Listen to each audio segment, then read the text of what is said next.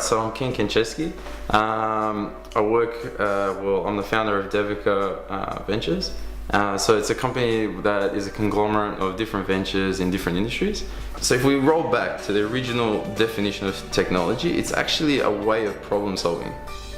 So a lot of the time people look at IT now and think, how do I implement a technology? Instead of saying, what's the problem? I first started when I was 13. So I had a remote control car where I was able to go online, on eBay and see that other people were selling bits and pieces of the car that I needed. But through that e-commerce, through buying and selling, I was actually able to see that if I was able to round up all this, the unneeded goods around the house and sell it on eBay, I was actually able to get funds to buy stuff from a remote control car.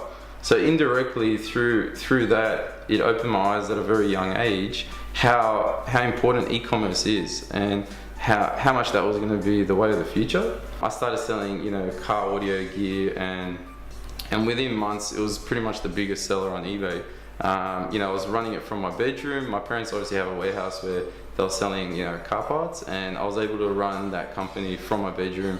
And then it was only until I went to uni that I was able to differentiate the difference between e-commerce and e-business. We always make sure that with all of our decisions that we think of the planet, people, and ways of pushing the boundaries, and putting those three things into context to equal amount of priority as profit. So it's not just always about making money, it's more about addressing all four pillars. So that was the evolution of Devika, where it began, and then and they're the four pillars. We have the methodology, which is a framework and a guideline, which is still very flexible. It's has a lot of the principles of an open organization, which is based off meritocracy. So it's more who adds the most value in certain areas. The final decisions always have to have a lot of integrity in them.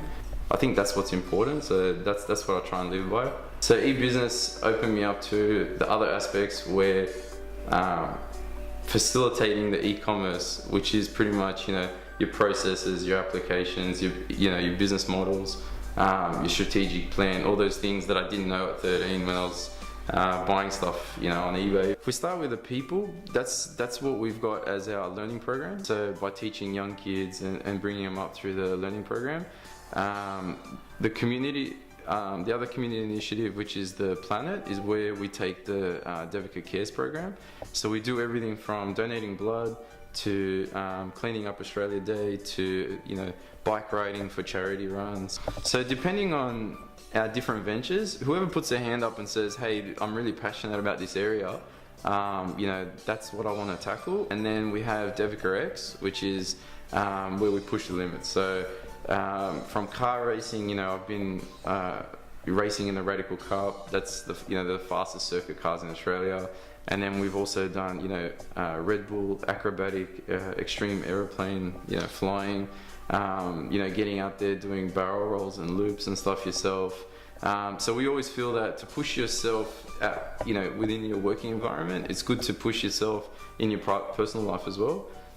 So we do blur the lines between work and play, but I think that's what brings us all together a lot closer as well, because we go and do these things as a team, and then it makes us want to go back into our venture and problem solve harder.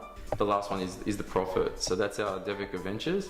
So Devika Ventures is, like I said, in different industries, trying to problem solve and achieve a return on investment. About 9 or 11 departments that we've set up, which are pretty much applicable to any business. So they are, from accounting, legal, technology, marketing. Really, no matter what business you run, you have to have some kind of holistic approach to those areas. We feel that it's always better to challenge each other rather than dislike each other. So that's really what works for us. I think you just always should do something nice. And then if something nice comes back, then it's a bonus. I think there's a lot of resistance to change in different areas. Some people embrace it, but some people struggle with it. But I think people are scared of the unknown.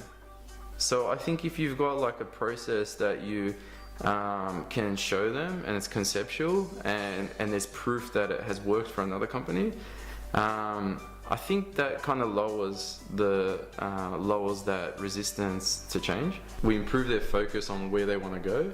So that's really the gap analysis, which is where am I now, where do I want to be, and how are we going to get there. So we just help define the starting point and the end point, and then we work really hard to come up with strategies and implementations for how we're going to get there. And like Mike Tyson says, you know, everyone has a plan till they get in the ring and they get punched in the face. So it's that kind of thing. It's like you should go in with a plan, but tell them that there are variables that might punch them in the face, and to be okay with that and to push through it.